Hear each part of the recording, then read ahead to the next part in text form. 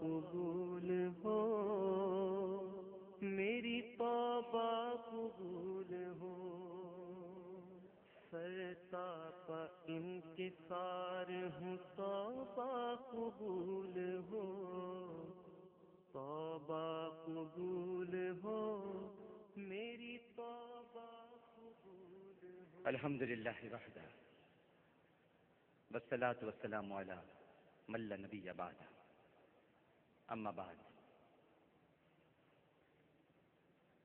ناظرین کرام اور حاضرین محفل،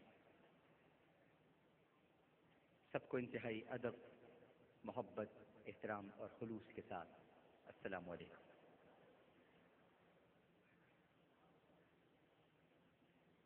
حضور صلی اللہ علیہ وآلہ وسلم یہ دعا مانگا کرتے تھے، اے اللہ مجھے ایسی آنکھیں عطا فرما جو تیرے خوف سے رونے والی ہیں۔ حضرت صدیق اکبر رضی اللہ تعالی عنہ ارشاد فرمایا کرتے تھے کہ خوف الہی سے اگر رونا نہ آئے تو رونے جیسی شکل بنا لیا کر۔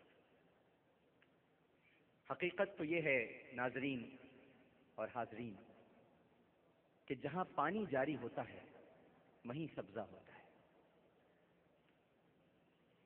جہاں پانی جاری ہوتا ہے وہیں سبزہ ہوتا ہے، اور جہاں آنسو جاری ہوتے ہیں وہیں خدا کی رحمت اور مغفرت ہوتی ہے۔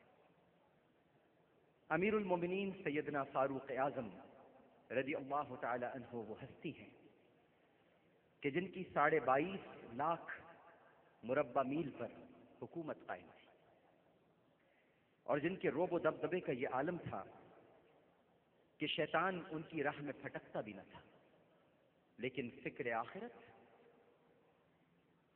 آخرت اس حد تک دامنگیر تھی ناظرین اور حاضرین کہ جب دوران تلاوت قیامت کی ہولناکیوں یا عذاب سے متعلق کوئی آیت آ جاتی تو اتنا روتے کہ بے ہوش ہو جاتے۔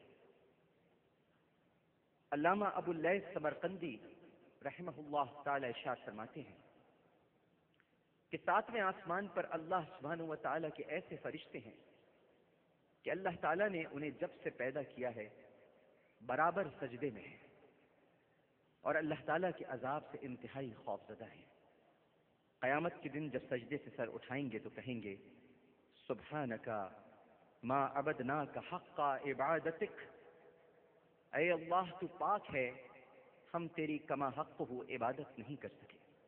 حالانکہ اللہ سبحانہ و تعالی خود ان کی یہ شان بیان فرماتا ہے کہ یخافون ربهم من فوقهم ویفعلون ما یؤمرون، وہ فرشتے اپنے رب سے ڈرتے ہیں کہ جس چیز کا انہیں حکم دیا گیا ہے وہی کرتے ہیں، اور ایک لمحہ بھی اس کی نافرمانی میں نہیں گزارتے، لیکن اس کے باوجود ان فرشتوں کا یہ حال ہے۔ یزید رقاشی رحمہ اللہ تعالی ارشاد فرماتے ہیں کہ عرش کے گرد اللہ تعالیٰ کے کچھ ایسے فرشتے ہیں جن کے آنسو قیامت تک نہروں کی طرح چلیں گے، قیامت تک نہروں کی طرح چلیں گے، اور وہ اللہ کے ذکر سے اور ڈر سے اس طرح سے لرزتے ہیں کہ جیسے ہوا ان کو اڑا کر لے جائے گی۔ اللہ تعالیٰ فرماتے ہیں اے میرے فرشتوں تم کیوں خوف کرتے ہو؟ تو وہ کہتے ہیں کہ اے رب ہم جتنی تیری عظمت اور تیری عزت کو جانتے ہیں، اگر زمین والے جان لیں تو کھانا پینا چھوڑ دیں پروردگار، اور بستروں پر نہ لیٹیں، جنگلوں میں نکل جائیں اور بیلوں کی طرح ٹکراتے رہیں۔ اور جہاں تک فخر موجودات سرور کائنات میرے آقا و مولا حضرت محمد مصطفیٰ صلی اللہ علیہ وآلہ وسلم کا تعلق ہے تو آپ تو ناظرین اور حاضرین گناہوں اور برائیوں سے معصوم ہونے کے باوجود فکر آخرت اور امت کے غم میں مستغرق رہا کرتے تھے۔ جامع ترمذی میں حضرت ابو سعید خدری رضی اللہ تعالی عنہ ارشاد فرماتے ہیں کہ اللہ کے رسول صلی اللہ علیہ وآلہ وسلم نے ارشاد فرمایا اے ابو سعید میں کیسے پرتعیش زندگی گزاروں، اے ابو سعید میں کیسے پرتعیش زندگی گزاروں، حالانکہ سور پھونکنے والے فرشتے نے منہ میں سور لے رکھا ہے اور اللہ کے حکم سے کان لگا رکھا ہے اور پیشانی جھکا رکھی ہے اور اس انتظار میں ہے کہ جب اللہ کا حکم ہو اس وقت وہ سور پھونکے. اس لیے ہمیں ہر وقت آخرت کی تیاری کرنی چاہیے، اس کی یاد سے غافل نہیں ہونا چاہیے. جانے کب سور پھونکنے کا حکم ہو جائے اور اس کائنات کا نظام درہم بھرم ہو جائے اور انسان کو پلٹنے کا موقع بھی نہ ملے. اور دوسری طرف صحابہ کرام رضوان اللہ تعالی علیہم اجمعین جو اللہ سبحانہ و تعالی اور نبی کریم صلی اللہ علیہ وآلہ وسلم کی کامل اطاعت اور فرما برداری کے باوجود اللہ کی پکڑ سے اس قدر خوف زدہ رہتے تھے ناظرین اور حاضرین کہ جیسے ہی آخرت کا تذکرہ ہوتا رونے لگتے، ان کی داڑھیاں مبارک آنسوؤں سے تر ہو جاتی، روتے روتے ہچکیاں بن جاتی، تلاوت کرتے ہوئے خدا کے خوف سے آواز نکلنا بند ہو جاتی، اور بعض روتے روتے گر پڑتے اور بعض بستر پر کروٹیں بدلتے رہتے، نیند نہ آتی، اور بعد میں صبح اٹھ کر فجر کی نماز جب پڑھتے تو پھر چاش تک آہو بکا کرتے رہتے. ایک وہ پاکیزہ ہستیاں تھیں جن کے دن اللہ اور اس کے رسول صلی اللہ علیہ وآلہ وسلم کی اطاعت میں گزرتے تھے، اور راتیں بھی اللہ سبحانہ و تعالیٰ کے حضور الہا وزاری، گریہ وزاری، تضرع اور آنسوؤں سے تر رہتی تھی.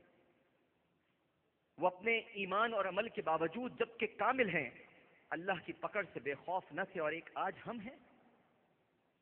ہیں کہ نہ ایمان کی اور نہ عمل کی درستگی کی فکر ہے، اور جہنم سے تو ایسے بے خوف ہیں کہ جیسے کوئی مسئلہ ہی نہیں ہو.